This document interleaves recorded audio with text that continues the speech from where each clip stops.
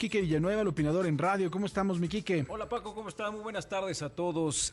Ayer que celebraban las 12 primaveras de la primogénita, me acordaba que cuántas veces le decíamos a nuestros hijos, cuidado no te vayas a pegar con la mesa, cuidado no te vas a pegar con la mesa, hasta que no llegaba el clásico y ya, decía, Pum. se acaba de pegar en la mesa, jamás le va a volver a pasar, ya aprendió.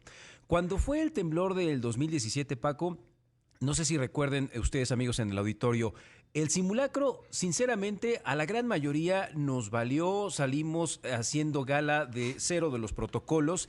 Cuando llegó el temblor de verdad y vimos la magnitud, ahí tomamos las cosas en serio. Este fin de semana, por fortuna, la alarma sísmica, tanto la que sonó y era leve, pero que después era simulacro, pero que no era simulacro, y la segunda que fue por error, nos dejaron dos cosas. Uno, que por fortuna no pasó mayores, tanto que nos dio tiempo de hacer una memisa y empezar a jugar con el tema, pero también nos recordó que estamos en una época distinta, en donde los sismos no solo hay que preocuparnos de ellos, sino también hay que preocuparnos ahora en pandemia. Por eso yo les pregunto, ¿ustedes sabrían qué hacer en caso de un sismo, pero en pandemia? ¿Se han puesto a preguntar los que desafortunadamente tienen parientes en casa con COVID? ¿Qué tengo que hacer? ¿Los saco, no los saco? ¿Los cuido, no los cuido? O peor aún, ¿qué pasa si mi familiar no se puede mover porque está postrado en una cama o tiene un tanque de oxígeno? ¿Qué es lo que tengo que hacer? Y Paco, me dio mucho gusto ver cómo en el caso del gobierno de la Ciudad de México, en coordinación con el Instituto Politécnico Nacional, después del segundo semestre del 2020 que nos llegó este temblor en el 23 de junio, en donde pues nos dio ahí una primera alerta en donde 21 hospitales estaban, digamos que en riesgo de pues ver su integridad o su seguridad violada, tomando en cuenta que tenían que hacer simulacros o evacuaciones con personal de COVID. Entonces crearon un protocolo, el cual es muy interesante, y creo que también como sociedad tenemos que empezar a crear nuestros protocolos para saber actuar en el momento justo de sismo y pandemia. La verdad es que sí. Yo creo que debe de haber algún tipo de situaciones especiales que tú nos los estabas explicando por la mañana. Y además de todo, ser muy cuidadosos, porque bien lo decías, o sea, sería ya también pues un colapso total si vamos a tener también personas que estén heridas a consecuencia de un sismo, si lo sumamos con el grave y gran carga de trabajo que tienen los hospitales con los enfermos de COVID.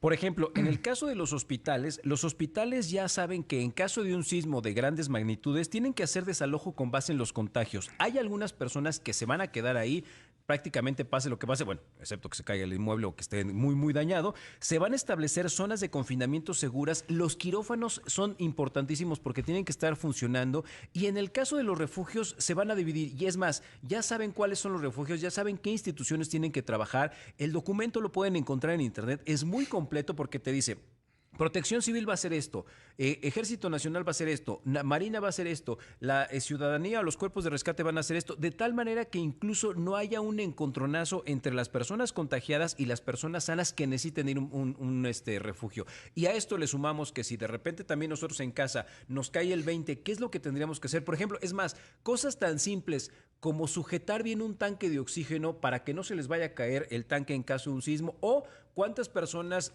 conocemos que en su casa tienen al enfermo en la cama y al lado está el closet y arriba tenemos cuanta cosa que en caso de un temblor se le puede caer encima, y son cosas que podemos evitar o simplemente alejarlos de una ventana para que no vayamos a tener una desgracia que bien se pudo evitar. Sí, la verdad que ser cuidadosos sin duda también, porque ahorita tenemos una serie de nuevos implementos que pues han venido, ¿no?, a ocupar las casas, ¿no?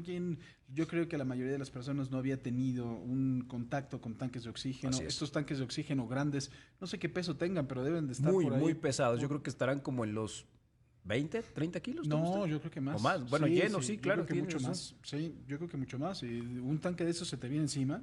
A mí me pasó cuando estaba yo chico, se me cayó un tanque de esos encima y no lo pude levantar. Sí, exactamente. Y por milagro no me desconchinflé. Ahora, imagínate, le ponemos el factor de me salgo, no me salgo. Recuerden que la Protección Civil dice, si yo no soy capaz de salir de 30 segundos en el inmueble, tengo que empezar a mejor a buscar las condiciones de cómo estar seguro donde voy a estar. Entonces, hay que tener mucho cuidado. Estamos en pandemia, todavía falta muchísimo. Estamos en una zona sísmica. Simplemente para que se dé una idea nada más, en el primer semestre del 2020 tuvimos 14,841 sismos. Claro, la mayoría fueron de magnitud muy, muy poca. Solo 9 superaron los 4.9, y obviamente el de junio el de 7.5, que sí nos puso a pensar. Entonces, sí está bien que de repente empecemos a jugar, porque pues es la naturaleza del mexicano. Todavía no, ni siquiera se empieza a marchitar la flor de la tumba, ya estamos haciendo chistes de ellos, pero hay que tomar en cuenta que debemos de tener la seriedad. Ya nos la sabemos en cuanto a simulacros, entonces ahora hay que agregarle simulacro más pandemia. Sí, estoy totalmente de acuerdo. Creo que hay que ser cuidadosos